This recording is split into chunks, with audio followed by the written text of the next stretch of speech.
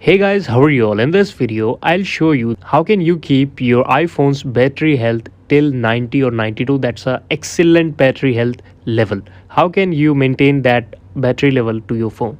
So, for this, you just need to mind two or three rules of iPhone.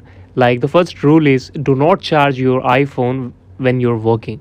So that's all I am doing right now, but you don't have to put your phone charging, and don't do such things. Don't do work with charging. Second tip is using your iPhone. How many hours you're using your iPhone, the usage of iPhone. So for the better battery health, you need to reduce your usage of screen time. Like your screen time is 9 or 10 hours a day, so it's a dangerous screen time to the iPhone and the battery health. It may affect your battery health. So these two or three are the rules by which you can maintain your and keep your battery health a very really healthy. So this is the video. Thank you so much for watching it. Please subscribe the channel if you liked, and we will meet again with the next and the best video with all of you.